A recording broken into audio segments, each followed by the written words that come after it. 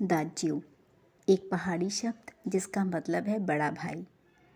ये शब्द बहुत ख़ास है क्योंकि ये लिखी है पहाड़ में रहने वाले एक अल्मोड़ा गांव जो कि उत्तराखंड में है। वहाँ के जन्मे साहित्यकार शेखर जोशी जी ने यह कहानी लिखी है दाज्यू।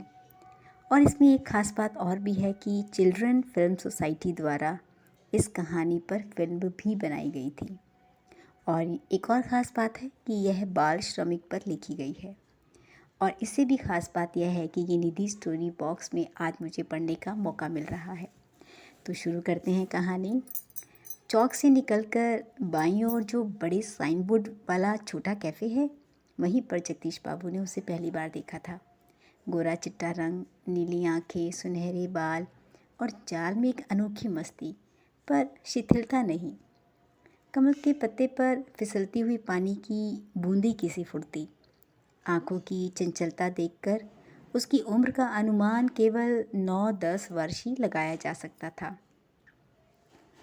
जगदीश बाबू ने अपनी अध जली सिगरेट का लंबा सा कश खींचा और कैफ़े में प्रवेश कर गए। मदन वहाँ एक मेज पर से प्लेटें उठा रहा था। जब वे पास ही कोने की टेबल पर बैठे तो वह सामने खड़ा उन्हें देख रहा था, जैसे उनकी उस स्थान पर आने वाले व्यक्ति की प्रतीक्षा कर रहा हो। वह कुछ बोला नहीं, हाँ, नम्रता प्रदर्शन के लिए थोड़ा झुका और मुस्कुराया भर था, पर उसके इसी मौन में जैसे सारा मेनू समाहित था। सिंगल चाय का ऑर्डर पाने पर एक बार पुनः मुस्कुरा कर चल दिया और पलक झपकते चाय हाजिर थी। हमारी जो मनुष्य है ना, उसकी भावनाएं बड़ी विचित्र होती हैं। निर्जन एकांत स्थान में निस्संग होने पर भी कभी कभी आदमी एकाकी अनुभव नहीं करता। लगता है इस एकाकीपन में भी सब कुछ कितना निकट है, कितना अपना है। परंतु उसके विपरीत कभी कभी सैकड़ों नर नारियों के बीच में भी सूनेपन की अनुभूति होती है। जगदीश बाबू दूर देश से आए हैं, अकेले हैं। चौक की चहल पहल, कैफ़े के शोरगुल में उन्हें लगता है सब कुछ अपनत्वहीन है। शायद कुछ दिनों रहकर अभ्यस्त हो जाने पर उन्हें इसी वातावरण में अपनेपन की अनुभूति होने लगे।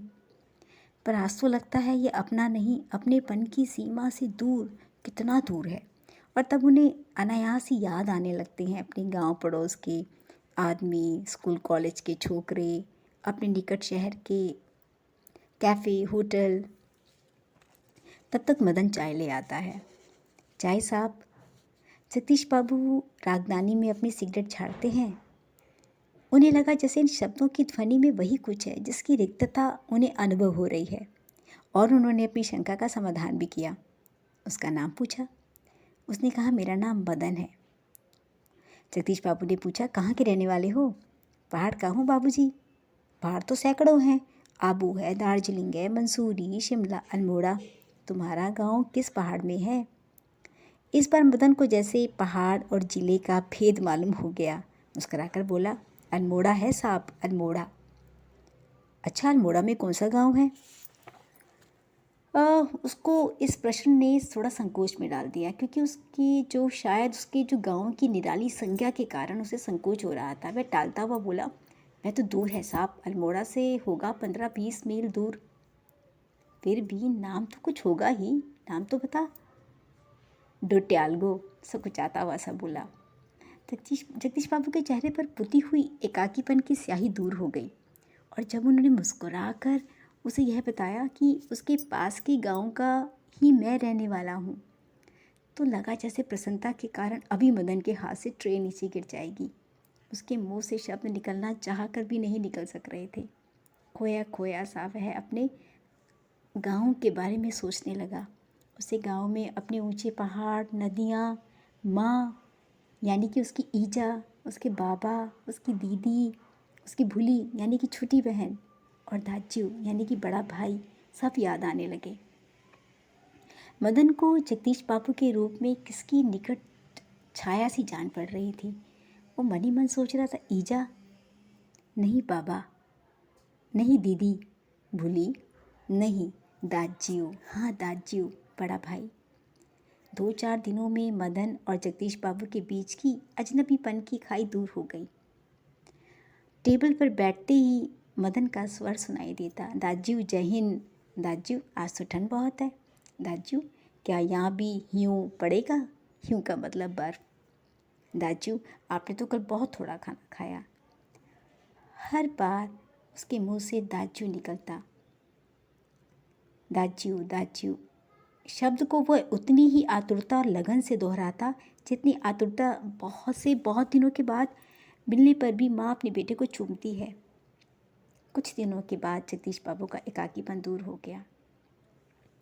कैफ़े ही नहीं, सारा शहर उनके अपनेपन में रंगा हुआ सा उन्हें रंगने लगा। पर उन्हें एक बात खल रही थी, मदन का उन्हें बार बार दाजू कहकर बुलाना अब अच्छा नहीं लग रहा था। तब उन्होंने एक दिन गुस्से में मदन को बुलाया। मदन इधर आओ, ये बार बार जो तुम दाजू दाजू बोलते हो ना, ये अच्छी बात नहीं है। तुम्हें मेरी प्रेस्टीज का कुछ ख्याल भी है या नहीं? जगदीश बाबू के अचानक से मध्यम वर्गीय संस्कार जाग उठे। अपनत्व की पतली डोरी अहम की तेज धार के आगे न टिक सकी। उनका गुस्सा, जगदीश बाबू का जो मुंह क्रोध के कारण तमतमा गया, उनका शब्दों पर अधिकार ही नहीं रहा। मदन को प्रेस्टीज का मतलब तो नहीं पता था, पर वो बिना कुछ समझाए सब कुछ समझ गया था। जगदीश बाबू के व्यवहार से उसे गहरी चोट लगी। वह घुटनों के बल कोठरी में से सिसकियाँ भर भर के रोता रहा। आज प्रवासी जीवन में पहली बार उसे ऐसे लगा जैसे किसी ने उसे अपनी ईजा की गोदी से, बाबा की बाहों के और दीदी के आंचल की छाया से बलपूर्वक खींच लिया हो। परंतु भावुकता स्थायी नहीं हो तो रो लेने पर अंतर की घुमड़ती वेदना की आंखों की राह बाहर निकाल लेने पर मनुष्य जो भी निश्चय करता है वे भावुक क्षणों की अपेक्षा अधिक विवेकपूर्ण होते हैं। मदन पहले जैसा काम करने लगा। दूसरे दिन कैफ़े जाते हुए जगदीश बाबू की भेंट उनके पुराने मित्र से हुई, हेमंत से, और वो फिर कैफ़े में आकर चाय पीने लगे। तब उन्होंने फिर से मदन को बुलाया। मदन आया, पर मदन ने दाजू नहीं बोला, यह कहा, यस हाँ बोलिए साहब। तो हेमंत कहते हैं शायद पहाड़िया है। जगदीश बाबू कहते हैं हाँ। मदन चाय लेकर आया तो हेमंत ने पूछा, क्या नाम है तुम्हारा लड़के? कुछ देर तक टेबल पर मौन छा गया। जगदीश बाबू की आंखें चाय की प्याली पर ही झुकी रह गई। मदन की आंखों के आगे वही सब घूमने लगा। इसी तरीके से तो जगदीश बाबू ने उसका एक दिन नाम पूछा था। फिर बार बार वो उसको दाजू कहता था। फिर बार बार उसे ये भी याद आया, उन्होंने ये भी कहा कि तुम्हें मेरी प्रेस्टीज का ख्याल नहीं रहता। जगदीश बाबू ने आंखें उठाकर मदन की ओर देखा। उन्हें लगा जैसे अभी वह ज्वालामुखी सा फूट पड़ेगा। हेमंत ने फिर आग्रह करके उसको कहा, क्या नाम है तुम्हारा? बॉय कहते हैं साहब मुझे। इतना छोटा सा उत्तर देकर वह मुड़ गया। आवेश में उसका चेहरा लाल होकर और भी अधिक सुंदर हो गया था।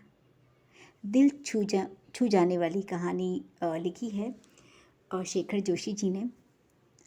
और ये कहानी बहुत ही बारीक, जैसे बारीक लेखनी है उनकी, बहुत ही बारीक लेखनी जो कहीं ना कहीं दिल के हर कोने को छू कर गई है। अगर आपको कहानी पसंद आई है तो कमेंट्स में लिख के बताइए आपके क्या हाल हैं, क्या आपको भी ऐसा ही महसूस हुआ? कहानी पसंद आ रही है तो लाइक कीजिए, पहली बार सुन रहे हैं तो सब्सक्राइब करते जाइए। और हाँ, कहानी सुनते ही रहना है, अपना काम करते रहना है, मोबाइल पकड़ के मत बैठिए। और इसे भी ज़रूरी अपना ख्याल रखना ना भूलें।